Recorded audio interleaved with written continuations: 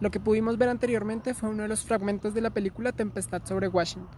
Esta película fue estrenada en el año de 1962 y constituye, como pudieron ver, uno de los clásicos del drama político.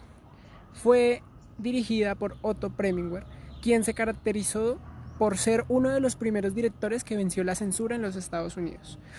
Esto se puede ver por medio de la crítica que hace en sus películas, un ejemplo, esta que estamos analizando.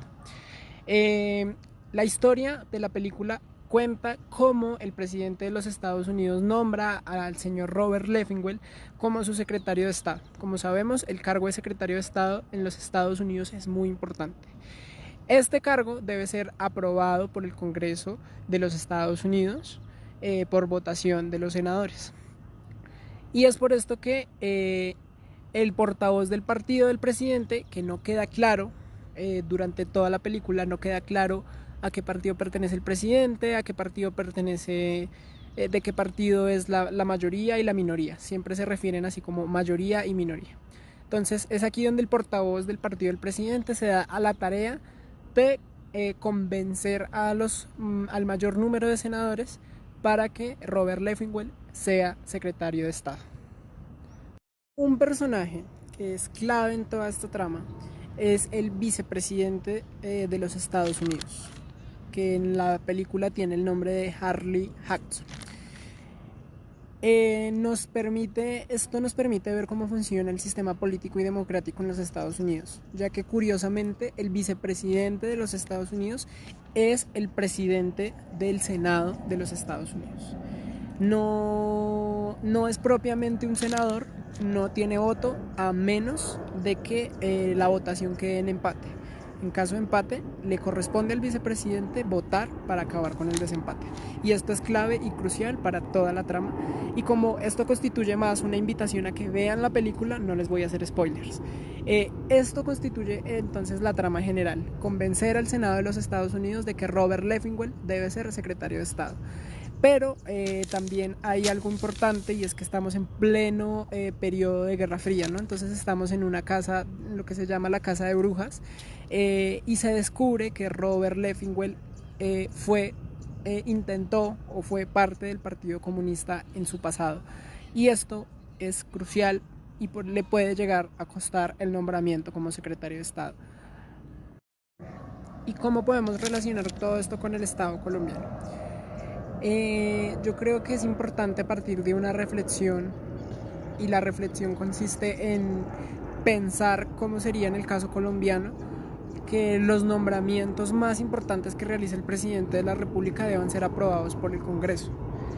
Si bien la película nos muestra una realidad de la política en los Estados Unidos, y es una realidad oscura realmente, porque pasan muchas cosas que van en contra de la ética y de la moral que deberían funcionar en torno a la política.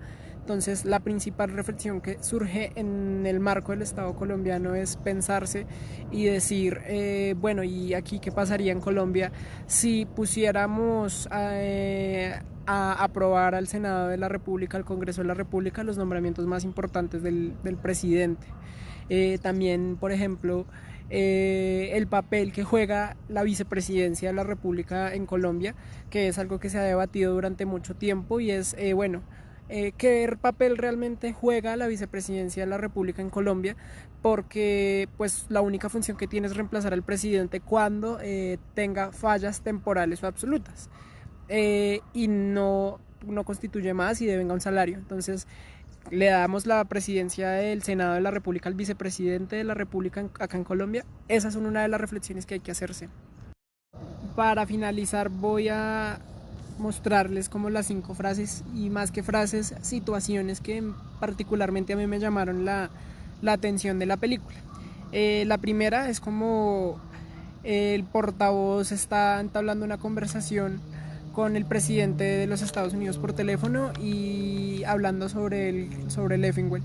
Entonces llega un momento en el que el senador portavoz le dice que él es la persona que menos amigos tiene en el Congreso, porque no ha tenido ni la más mínima cortesía con los senadores. Entonces esto lleva a una reflexión importante. Hay que tener cortesía con los senadores para poder aprobar. No son suficientes mis ideas, mis propuestas, sino que hay que ser corteses con ellos para que puedan votar por mí. La segunda situación, y una frase que me pareció muy graciosa, es cuando entablan una conversación con el senador de la oposición, y surge una frase que dice que hoy en día a un senador ya no le basta con estrechar manos y besar niños, sino que tienen que hacer muchas más cosas. Entonces aquí podemos ver lo que es la política, o sea, la política tradicional, ¿no? De cómo los acuerdos que se hacen entre políticos y cómo es esa relación con la ciudadanía. Y la reflexión que se hace es que ya no le basta a un senador con eso. Lo que me llamó la atención es cuando están hablando entre el senador portavoz y otro senador del mismo partido y llegan al momento en el que necesitan buscar ayuda, pero uno de los senadores, el senador que es portavoz, dice, ¿por qué querrá ayudarme la persona a la que se están refiriendo? Y esto me comprometerá de algún modo. Entonces aquí es importante porque en esas relaciones políticas, siempre que uno va a hacer un favor o siempre que uno va a buscar ayuda de otra persona, de algún modo se está comprometiendo a algo en un futuro, a algo que ese político le va a pedir. Entonces es como una relación, ráscame la espalda que yo después rascaré la tuya. Y es algo que continúa muy vigente en las relaciones políticas, yo diría y me atrevería a decir que en todo el mundo.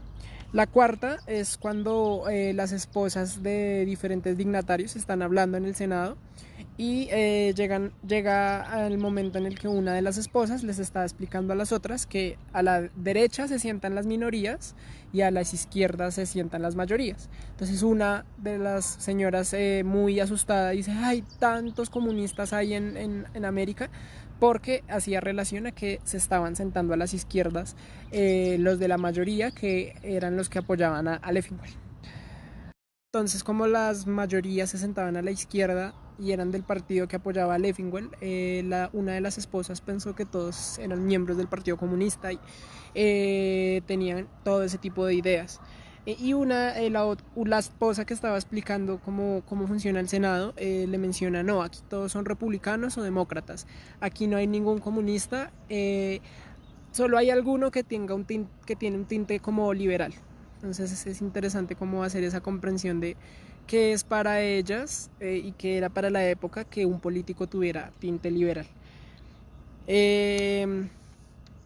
Y finalmente una situación muy en particular es cuando, bueno, en todo el juego político ya se empieza a utilizar el chantaje como una forma para adquirir los votos en contra de Leffingwell. Entonces el senador de la oposición, que es de apellido Cole, tiene una foto del senador Anderson donde pues le compromete, es una foto comprometedora y tiene que ver con que el senador Anderson es homosexual. Entonces empiezan a utilizar como esta foto que tienen para chantajear al senador de que vote en contra de Leffingwell. Entonces aquí es donde vuelvo a decir que se desarrollan situaciones muy oscuras, se desarrollan situaciones muy turbias para hacer que Leffingwell quede y también para hacer que no quede. Para finalizar, espero haber hecho un paneo general, espero haber podido hacer un resumen bueno de la película. Invitados, invitadas a que la vean, es una película muy interesante, una película que saca muchísimas reflexiones. Es una película que, a pesar de que salió hace muchísimos años, que está blanco y negro, que es una crítica de hace muchísimos años, tiene reflexiones que continúan siendo vigentes. Entonces, invitados e invitadas a que miren y reflexionen la película Tempestad sobre Washington.